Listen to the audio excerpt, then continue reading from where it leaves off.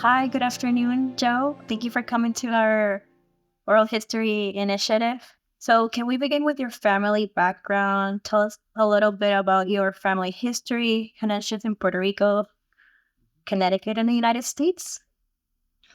Absolutely. Thank you for having me. So my family on my father's side is from Barranquitas, Puerto Rico. Um, my grandparents on my father's side migrated to the U.S.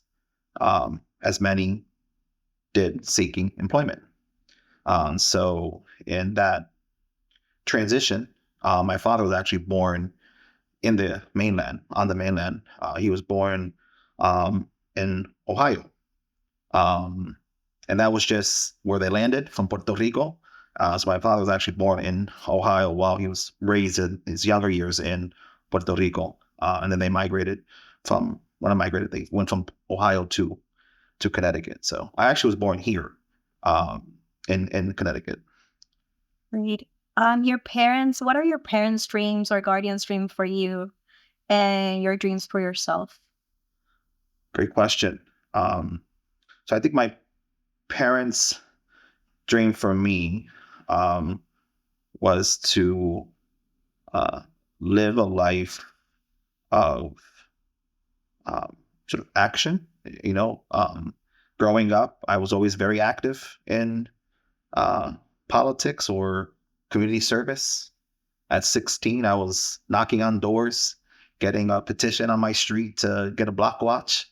At 17, I volunteered for the first time with the Puerto Rican Day Parade in Connecticut when it was a parade, a statewide parade. So they've always known I've been very active, and they wanted to ensure that I live a life that I would be proud of. That you know that so, and obviously achieve higher perhaps than they did. My mother had me at a very young age. My mother was only 15 years old when she had me. So my parents were relatively young, and both didn't finish school. My dad didn't finish, I think, middle school. My mother, I think, just finished high school. So I think they wanted me to achieve higher than them. And then I try to instill that in my daughter, right? So wherever I am, you're going to instill even higher than where your dad is. So sort of passing it forward. And how is your story connected to Connecticut? So I think my story is a Connecticut story, or it's a Puerto Rican on the mainland story, right? So I've wrestled with identity as many others did that were raised in New York or Connecticut or the U.S. mainland. Um, but as I often tell people, I don't feel any less Boricua than those around the island because it's in you, right? It's in me. So, um, but I always struggled with identity. I think that's why at a very young age, I gravitated to many Puerto Rican leaders within my community because I wanted to learn more. Right, my parents at the time, like I said, they weren't educated in art or culture or history. They barely finished high school and middle school, so I wanted to learn more. So I gravitated to many Puerto Rican leaders in the New Haven area um, as I was wrestling with my identity. Right, um, so that's where I met the late John Martinez, Tomás Reyes. In recent years, Juan Candelaria, a lot of these influential Puerto Rican leaders in the New Haven area. And how did you and your family think about um, the experience of migration?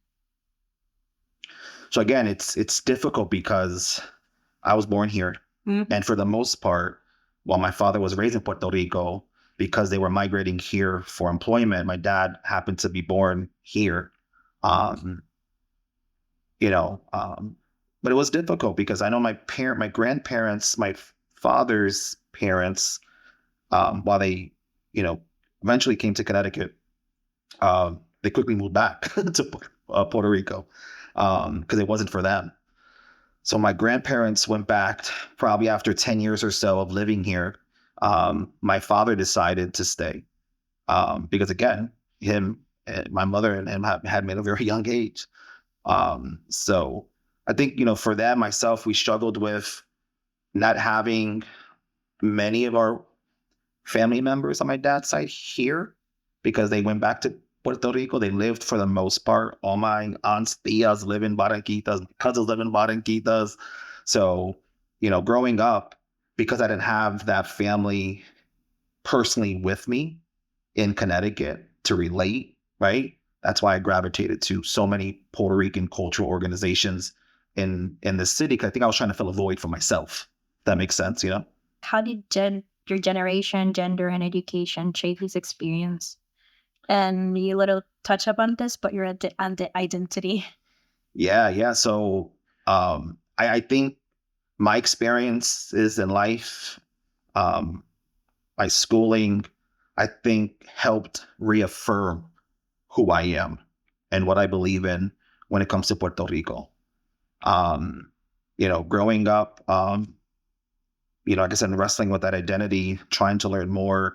When I used to visit Puerto Rico every summer when I was a child, like parents would ship me to Puerto Rico to be with abuela and abuelo for the summer. That was like cause my parents were young, right? So that was my parents, time to, send me to the island. So we would go to Puerto Rico at a very young age all the time. Um, and, growing up, my grandfather, he's, um, was very active in Barranquitas, very vocal, I should say, not active, very vocal. Big time popular, and so growing up, he sort of instilled his beliefs on me, and then as I educated myself um, through schooling, through different networks, I started to look at the broader picture of Puerto Rico, the struggles, the inequalities, the independence movement, the statehood movement. Uh, so I think it really affirmed who I was while providing me a deeper history, or perhaps a different lens. It provided a different lens. Um, so yeah. I'm now gonna move to the early community history in Connecticut. Okay. What kind of neighborhood did you settle or grow up in Connecticut? So I grew up in New Haven, 203 East Side, the Fairhaven section of New Haven, which at the time was primarily, is still actually primarily is Latino, Puerto Rican, um, low income neighborhood. Um, I think we had our housing stock was probably more folks were uh, renting, leasing than actually homeowners. A lot of crime, definitely a lot of crime. I remember walking to the bus stop and having to see drug transactions on Clay Street in New Haven or other things going on. But yeah, definitely low income urban hub, but with a lot of Latin flavor. So Grand Avenue and New Haven is sort of like the Park Street in Hartford or East Main Street in Bridgeport. So it was definitely lively. Who were the important people in the neighborhood, if you can remember? I do because again I gravitated to so many of them because they were Puerto Rican. Um, the late John Martinez, who was a state rep, who tragically passed away. Um, Tomas Reyes, who was the president of the Board of Alders in New Haven, one of the first Puerto Rican president of a city council in New England for many years. Juan Candelaria, Kevin Diaz, Frank Alvarado, Norma Rodriguez, um, de la Bojipara, Connecticut. So I had many leaders um, that again, and it was interesting to me because again, I had to fill a void, right? So they were there. I'm like, well, these are Puerto Ricans and they're actually knocking on doors and making a difference and organizing festivals and parades. And that bug bit me at a very young age. I know you mentioned crime and drugs, but what were some other key issues facing the Puerto Rican community in those years? So yeah, some of the issues that were impacting the Puerto Rican community at the time, housing, education, in particular bilingual education and bilingual services and within the New Haven public schools, um, educational, equity, I said crime, um, many sort of social issues that many other low income communities, I guess, experience. And how the people strategize to address them at that time? So we mobilized to address a lot of those concerns, knocking on doors and showing folks knew they had a voice. Um, we were very big during that time in diversifying boards and commissions in New Haven. We've strongly believed that if you wanted your voice heard, that we should inject ourselves into the process. So there was always a movement in New Haven to get Boricuas, Latinos on different boards, commissions. Hell, I ran for Board of Alders, City Council at 19 years old because there was a void that had to be filled, and the folks around me saying, "Listen, you're young, you're energetic. I think you should do it." So we mobilized quite often throughout Fairhaven, the Hill. I think at the time, the Hill neighborhood of New Haven and the Fairhaven neighborhood were primarily where most of the sort of Puerto Ricans gravitated towards. So we had the Hills for the west side and the east side of Fairhaven, and both had very strong local leaders at the time. The political or social sensibilities from the islands influence these strategies. Yes, I think it did to a certain extent. For twofold. One, because Puerto Ricans continue to migrate to Connecticut. So the issues that they faced either on the island or when they came here quickly surfaced within our neighborhood, right? They were coming here. For some families that were coming here did not have extended family here. They were seeking job opportunities. So their issues of housing, education was, quickly surfaced. But I also think, for many Puerto Rican leaders, they realize that on the island, the voter turnout is quite high. It's one of the highest in the nations when it comes to voter turnout and participation in Puerto Rico. But when Puerto Ricans come here, there's sort of a disconnect.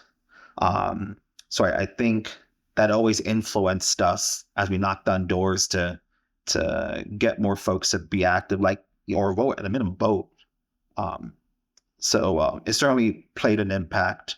And there was many times where we mobilized to go to Puerto Rico because of our sisters and brothers were struggling or fighting for certain cause. So there's times where the network of Puerto Rican elected officials that I've mentioned, they organized to go to Puerto Rico. And I recall one of my first protests was in Old San Juan. Are local organizations effectively addressing the needs of Puerto Ricans in Connecticut? And can you give us examples of organization actions? So I think there are many local non-for-profits and organizations that are actively working in this space of providing support through social services for not only Puerto Ricans, but Latinos and the broader community, as well as the space that I find myself, which is promoting and preserving nuestra cultura, our culture. That's sort of where I am currently in my career with Puerto Ricans United in New Haven. We work tirelessly all year round to provide cultural content to New Haven public schools, the broader community. All that work year round sort of culminates to our large festival, which is in August. So I think we're doing our part in New Haven. We also have a few Latino-based social service providers that played a critical role after Hurricane Maria in providing casework and other support services. And then I know there are other communities. Hartford, for example, has many non-for-profits. Our sister organization with the CICD Puerto Rican Day Parade in Hartford, they're doing their part to actively engage the community and promote the culture out in Hartford. There's 6, believe it or not, Puerto Rican parade and festival organizations in the state of Connecticut. So we continue to grow, and our goal through those network of committees is to ensure, again, that we're promoting and preserving the culture statewide. What have made these organization actions effective? I think the organizations are effective because there's a need, there's a demand. Right? There's over 350,000 Puerto Ricans in the state of Connecticut, so there's a demand for cultural content. There's a demand for, um, you know, our housing needs to be met, the educational inequalities to be met. Um, I think that's why there's certainly a demand. It's a growing community, and it's going to continue to grow. Um, yeah. If any, what has been the role of the church or churches in promoting civic engagement? Good question. I think our churches, religious institutions, um, have a space in the broader, right, broader community, and certainly do their part in addressing social needs. So, such as food pantries and social service provide, other areas in which they can support their congregations. Um, I'm a firm believer that we need to collectively do more together, um, and sometimes that's a challenge, right? Because a lot of religious institutions don't want to engage in politics. So I think breaking down that barrier and not looking at it through perhaps a political lens, but more of a community lens. I think when a politician attempts to engage religious leaders from that political sort of lens, it's difficult because many of them don't want to hear it for one reason or another, be it separation between church and state, or they just don't want to get involved in politics. So I think, we have to work collectively to just provide for the community. At the end of the day, you know, peel back politics or government services, it's community work. And I think if we focus on the core of that, I think we can collectively engage more people in the process. Connecticut has one of the highest concentrations of Puerto Ricans in the US. In your opinion, why do Puerto Ricans come to Connecticut and why do they stay? Good question. I think so. I think many Puerto Ricans have migrated here to Connecticut because of our deep history. I think that's one. It's not, you know, just a random state on a map, right? We have a deep history in this state, and I think a lot of it is family driven. So there's family connection, which is one reason why I think a lot of Puerto Ricans migrate to Connecticut. Again, Hartford, Connecticut has one of the largest populations and a deep history. That's one. Two, I think, just geographically where Connecticut's located within New England. It's in that sort of New England metro hub. It's very close to New York, um, very close to Boston, either north or south. But I think a lot of it has to do with employment, the deep history our state has of welcoming Puerto Ricans. Um, and then now there's different initiatives within the state of Connecticut um, that are actively engaging folks in Puerto Rico to come here. And New Haven Public Schools has a pipeline where they're working with island educators to get bilingual educators here. So I think it's multi pronged, but I think it's jobs again, the history here. How has your thinking about your identity been influenced by interactions with other Latinos, African Americans, whites? So I think I engaging other ethnicities, backgrounds, cultures, it helped me reaffirm again who I am. And that it's okay to be Puerto Rican first, Latino, American. I often say that I am Puerto Rican, and that's okay because when you speak to someone from Cuba or Ecuador or Mexico, there's passion when they say where they're from, and that's okay. Um, so, and I also lean to other communities, especially the African American community in Connecticut, which I think is very organized or very, in Connecticut and have a deep history of mobilizing. Um, we have a lot of similar struggles. Like I said, growing up on the east side in New Haven, doesn't matter if you're black, white, old, young. If you're growing up in a low income, neighborhood, um, you're growing up in a low income neighborhood. So I think there's a lot that we can learn from each other as a broader community. And I try to do that in my interactions with other communities. What does it mean to raise a family in Connecticut? Woof. Expensive. um, but raising a family in Connecticut, on a serious note, it's a beautiful thing. I love Connecticut. I love the seasons. I love being close to New York and Boston. My daughter is going to be 13 this year. I think that's the real question: is raising a daughter nowadays. But again, I think Connecticut's a melting pot of backgrounds, and I love the fact that we have a strong Puerto Rican population in our state, from Hartford, Bridgeport, Britain, Willimantic, and everywhere in between. The fact that we have such a vibrant Puerto Rican community for those who perhaps can't frequent the island as much as they want, it provides a little taste for them here. But how did you first get involved in politics? Can you deepen that a little bit more? Yeah, absolutely. So I first became active in politics in New Haven because there was a need. I remember the gentleman, he was Kevin Diaz. He's still very active in Connecticut, but he was an alderman at the time, a city councilman, and he was knocking on doors for reelection. And my mother and father were never politically active. I've always had a big mouth. Um, Kevin, and I remember this day like it was yesterday, he knocked on my parents' door to remind him about the election. And my mom wasn't really here, listening listening to what he had to say. I think she was probably cooking dinner or something.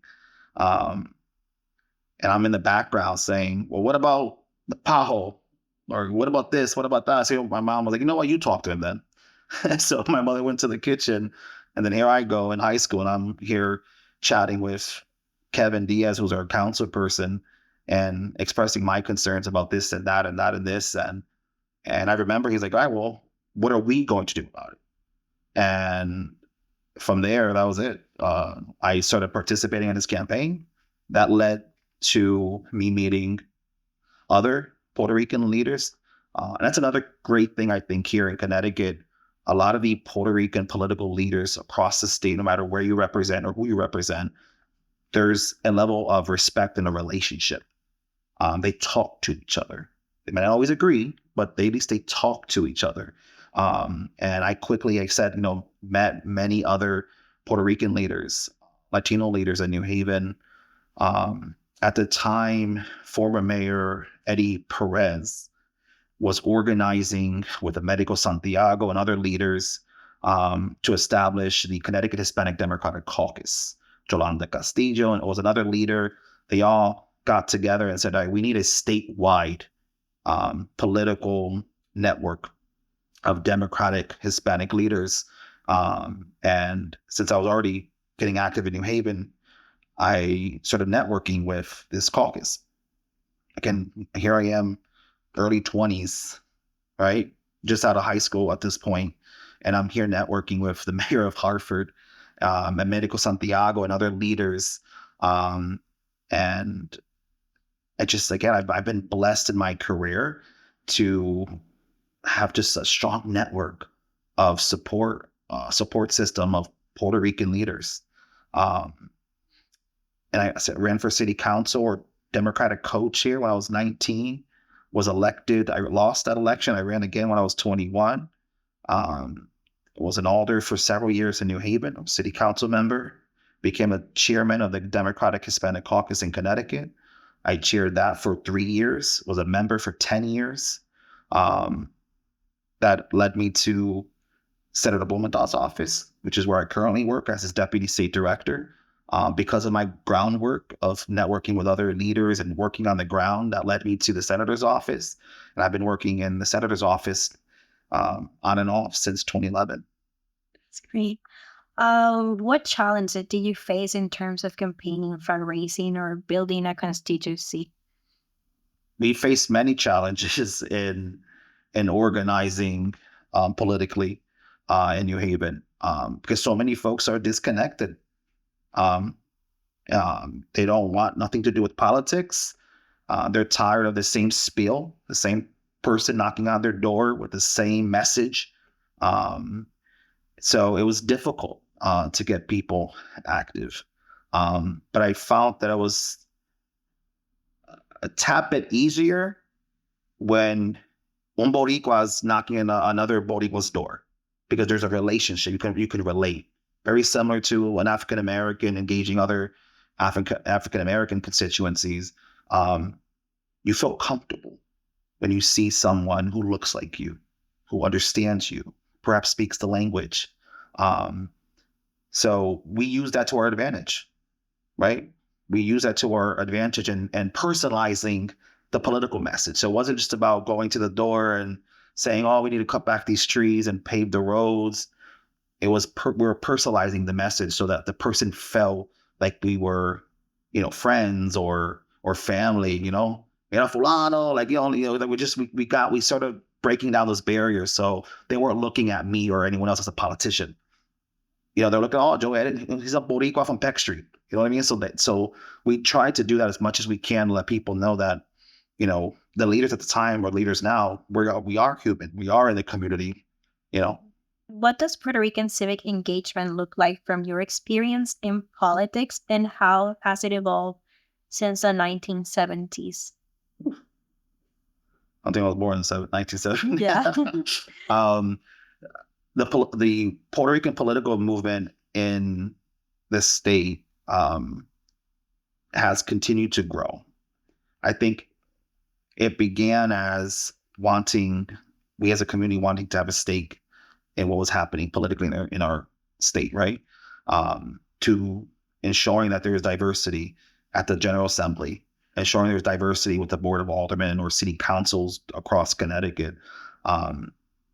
So I think we went from trying to get a seat at the table, which we still are. I don't want to undercut that. We're still underrepresented in many spaces, be it elected politics, boards, commissions, Fortune 500 companies. We're still very much underrepresented. But I think it went from back in the 70s to getting the door open, getting a seat at the table, to now maintaining what we have while continuing to grow and actually focus on the issues, right? Back then, how can you focus on social issues if you don't even have a seat at the table? So I think it was sort of twofold. How can we get into the door, get a seat at the table, and then push an agenda, whatever the agenda may be? So I think, again, we're still dealing with that now, but now it's actually, you see more about, okay, let's get in, but here's the social agenda. That makes sense. Like we have to do. So I think that's what I've seen over the years. We have the ability to get a seat at the table. There's over 10, 11 Latino legislators at the state capitol, many of whom have influential positions. Our majority leader in the state capitol is Puerto Rican. So there's no doubt that we have access to leaders. But that wasn't always the case back in the 70s and 80s. When Maria, Sanchez and John Martinez and Juan Figueroa and all these leaders were knocking on those doors back in the 80s or so, they weren't represented at the state capitol. And because of the work that they did, they paved the road so that we have a seat at the table, but we have to maintain it and ensure that we continue to grow. Describe one successful community project that you have accomplished over your career, and what made this project successful, and what strategies did you use? Just one? I think I've worked on many different projects that I'm proud of. One being creating the Puerto Rican United organization. I'm the co-founder of that organization in New Haven. That was we launched Puerto Ricans United back in 2016 after a 10-year void of not having any Puerto Rican culturally based organization organizing festivals and cultural content. So it was important for us to have a space to occupy that space in New Haven because we have so many Puerto Ricans still living in New Haven. And what started in 2016 with a board of 10, all volunteers, me as the president of the board, has grown to several cultural events throughout the year. We do a 3 Kings Day celebration Last year was the biggest ever. We had 700 kids in New Haven receive toys for Three Kings Day. We give out turkeys during Thanksgiving. We do barandas and Christmas celebrations in New Haven, which was, again, 10 years ago, unheard of. You didn't, unless you're going to a house party, you didn't see a party of 200 Boricuas in New Haven having coquito and lechon and having a party.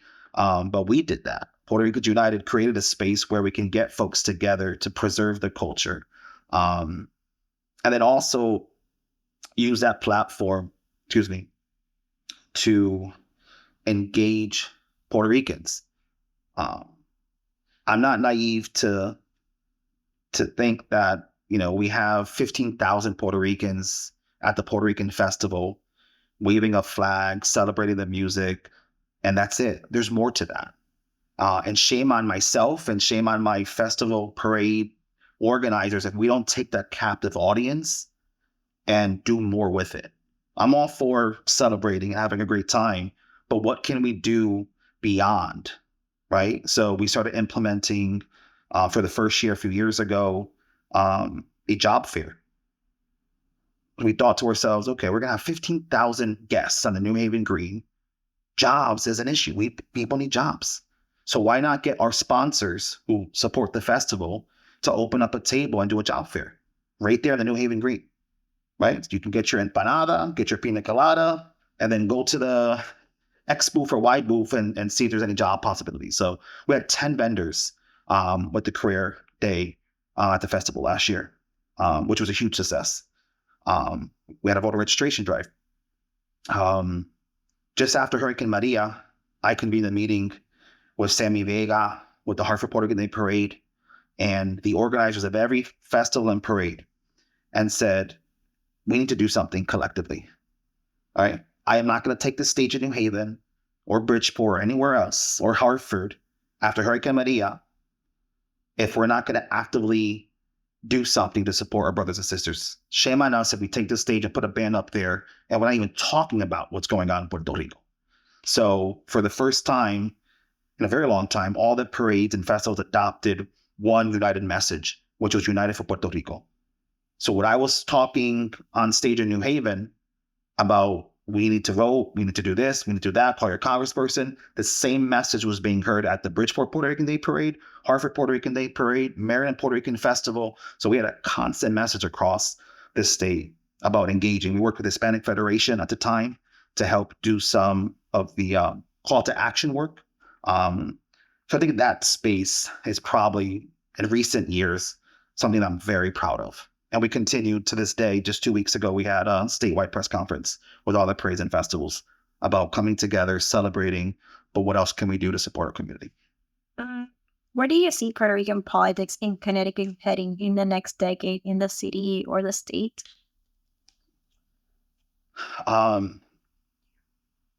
Politically, I think Puerto Ricans are going to continue to gain seats. Politically, I think for many Puerto Ricans, being actively engaged is sort of, to a certain extent, is sort of part of our fabric, like, especially in Connecticut. So I think you're going to see more Latinos, Puerto Ricans running for office. We have seen it locally, that is. I know in New Haven, we had some Puerto Ricans run for office. So I think you're going to see a lot more Puerto Ricans running for office. As we continue to grow as a community, you're going to see a lot of Puerto Ricans starting to take the helm of different industries and different organizations just because we're here and it's a large community. I'm proud to say, starting in July, the next superintendent of New Haven Public Schools will be a Puerto Rican. For the first time in the history of New Haven Public Schools, is going to be a Puerto Rican heading the New Haven Public School system, 21,000 kids system. She's going to be the head of that. So I think we're going to continue to occupy a space. I think given the sort of social uprising in Puerto Rico with all the different issues, I think you're going to have more Puerto Ricans here demanding more of the politicians, wanting to be active. I remember when the protests were happening in Puerto Rico, a protest broke out at Criscola Park in New Haven. because Puerto Ricans here wanted to demonstrate their support for the protests in Puerto Rico. So we had about 50 Puerto Ricans just randomly show up to Criscolo with banderas and flags and just occupying that space to be heard. And it quickly spread on social media. And there was no flyer. It was just like, listen, you see the protest in Puerto Rico? We need to do something. Let's do Facebook Live. And it sort of blew up. And then Fox News and other outlets started covering it. And so I think you're going to see a lot more Puerto Ricans running for office, engaging in the process. But on the flip, you're going to see a lot more Puerto Ricans demanding more of their leaders, and hopefully through the work of the Puerto Rican parades and festivals, hopefully engaging them more to help promote, preserve our culture, and wanting to be active locally. What is the role of coalition politics with other Latinos and with African Americans? I think the role of coalition building with African Americans and Latinos is critical to all our success. As minorities who share a similar struggle, I think it's in all our best interests to work together to identify areas that align and how we can support one another. I often tell people, the Latinos at the legislature, again, are roughly 10, 11. The African Americans, I want to say around 24 or so. They're doubled what the Hispanic representation is. But together, they have a block of probably 40 or so. So imagine if, it sounds, like, okay, 10 Latino votes. But if that 10 works with the African American caucus, and that's another 24 or so, we're building. So I think it's critical that we work together. And I think it's happening. I really do think it's happening in certain communities. But it's critical, again, for all our success. At the end of the day, we're all minority. But if we all come together, we're the majority on a particular issue. So I think it's beneficial for all of us. And I know it's something I'm trying to do in New Haven, or we're trying to do in New Haven, is continue to work with our brothers and sisters in the African American community. Through my role with the Puerto Rican Festival, we're actually going to be marching for the first time in the Freddie Fixer Parade, which is one of the oldest African American parades in the country. It's in June, and we proactively said, we're going to be there, and we want you at our festival. So I think, going back to the question of being politically active, right? I think politics is for some, they see it as a bad word. And I think if we could just really work at rolling that back and defining what it really means to be politically engaged, which is just being active in your community, we can do so much. The first 10 years of my career, I devoted to politics. And I'm only in my 30s. But I started as a young age. As I said earlier, I volunteered at 17, ran for office at 18. At 21, I became an alder. And while I'm actively engaged in it now through the senator's office, my passion has shifted from politics to the current space that I occupy, which is art and culture. And I think when it comes to social change, listen, music, art, culture is universal. We can do so much to move the social needle through art and music and culture than what we could do perhaps politically. And I think a lot of folks are doing that. Just last night I went to Longworth Theater and I saw a poet who just was killing it on stage about social issues. And that his speech probably resonated more, his poem, with the audience than a standard politician giving that same speech. So I think music's universal, art and culture is universal. And if we can engage folks socially through that space, I think we're key, we'll win. My last question for you is, what is the work that remains to be done by the next generation of politicians who will succeed you? Good luck. I think the next generation of Boricua, Puerto Rican, Latino leaders, I think they're going to continue to find the struggle of, right, the struggle of having a seat at the table. Like I said, it's still an issue. We're still underrepresented. That's going to continue to be an issue until, you know, we collectively, as a community, broader community, through the coalitions that we talked about, African American coalitions, until we start building those coalitions, we're going to continue to be underrepresented. So I think um, the next generation of Puerto Rican leaders, or those who are currently, starting to engage, um, they have to remain active, remain focused. Um, don't get drowned out by the rhetoric. There's so much rhetoric out there. He said, she said.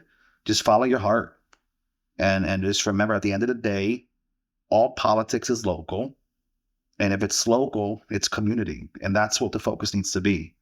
Um, and I've often told people that being active doesn't necessarily mean being elected official. You know, it's organizing a festival and injecting social change into the festival. It's serving on your board of education. It's serving on your board of zoning, being active within your church. I don't care what you do politically, quote unquote politically, just be active. And I think we need more of that. I think you're going to see a lot more Puerto Ricans because of the social uprising on the island, because so many continue to migrate here to a certain extent. You're going to see a lot more folks being active. And change doesn't happen overnight. It happens in increments, right?